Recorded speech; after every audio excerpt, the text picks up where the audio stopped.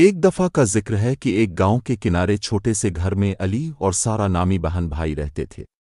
دونوں بہت بہادر اور شوقین مزاج تھے۔ ایک دن انہیں اپنے دادا کے پرانے صندوق سے ایک پراسرار نقشہ ملا۔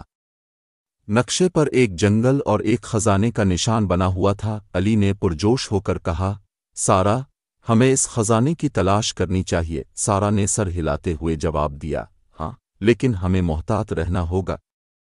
جنگل میں خطرے بھی ہو سکتے ہیں۔ اگلی صبح علی اور سارا نے اپنے بیگ تیار کیے، پانی کی بوتلیں اور کچھ کھانے کا سامان لیا اور نقشے کی مدد سے جنگل کی طرف روانہ ہو گئے۔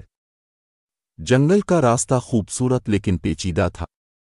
درختوں کی چھاؤں، پرندوں کی چہچہاہٹ اور ہوا کی سرگوشیاں ماحول کو جادوئی بنا رہی تھیں۔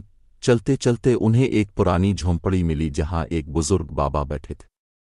انہوں نے بچوں کو دیکھا اور کہا، خزانے کی تلاش میں ہو، یاد رکھنا، دلیر ہونا اور اپنے دماغ کا استعمال کرنا ضروری ہے۔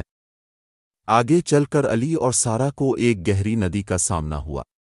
پول نہیں تھا، لیکن علی نے ایک درخت کا تنا کاٹ کر عارضی پول بنایا اور دونوں بہن بھائی ندی پار کر گئے۔ تھوڑی دیر بعد انہیں ایک غار کے سامنے بڑا سانپ نظر آیا۔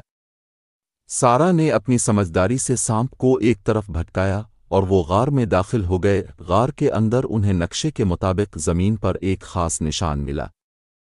انہوں نے مل کر کھودائی کی تو ایک بڑا صندوق برآمد ہوا۔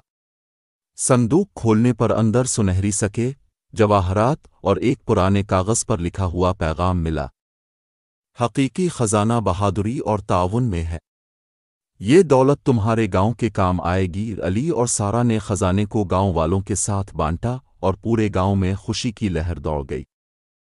گاؤں میں ایک نیا اسکول، کنواں اور ہسپتال بنوایا گیا۔ علی اور سارا کو سب نے بہادری اور عقل مندی پر سراہا۔ سبق: یہ کہانی ہمیں سکھاتی ہے کہ بہادری، عقل اور تعاون سے ہر مشکل پر قابو پایا جا سکتا ہے۔ اگر آپ کو میری ویڈیو پسند آئی ہو تو میری ویڈیو کو لائک، شیئر اور چینل کو سبسکرائب کر دیجیے۔